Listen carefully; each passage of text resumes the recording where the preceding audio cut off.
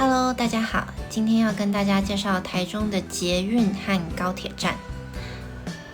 搭捷运，你可以用自动售票机买票，也可以像我一样刷悠游卡进去。台中的捷运很小，只有一条线。台中的捷运跟台北捷运长得很像，但是我们是绿色的。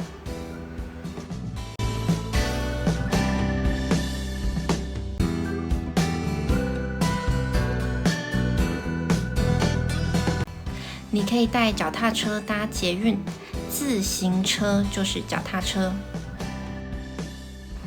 月台上也有夜间安心候车区，可是我觉得台中晚上也很安全，一个女生搭车没问题。捷运来了。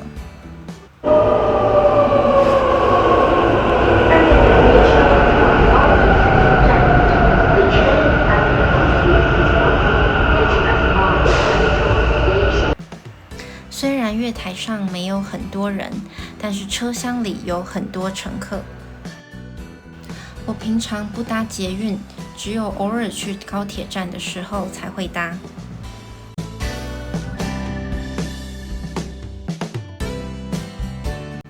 台湾的捷运不能吃东西，也不能喝东西，更不能抽烟。台中的高铁站是一个大站，你可以在那里搭高铁、捷运和火车。高铁站到了，一出捷运站就可以看到行李寄物柜。台中高铁站很大很宽敞，有很多美食。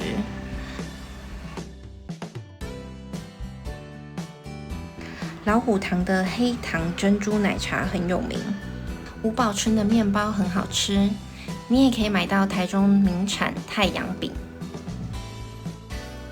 青鸟旅行的蛋卷和花鸟川的柠檬蛋糕。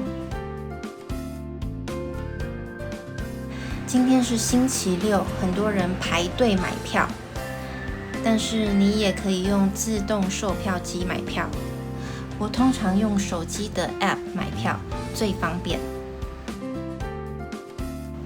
今天我要到台北参加一个活动，所以我买了一个高铁便当，打算在车上吃。高铁便当一个110块，但4月要涨价了，变成120块。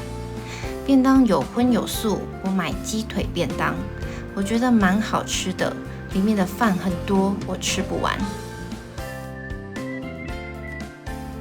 台湾人很喜欢可爱的东西，它们叫卡纳赫拉，是日本的兔子和小鸡，在台湾很受欢迎。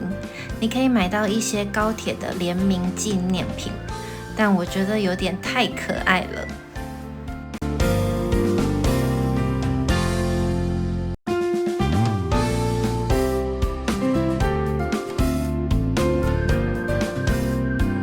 台中的高铁站在郊区，所以附近很多地正在盖房子。高铁来了，台湾的高铁跟日本的新干线长得很像。如果你有28寸的行李箱，可以放在行李置物区，就是26寸的行李箱可以放在位子前面。今天是星期六，非常多人搭高铁。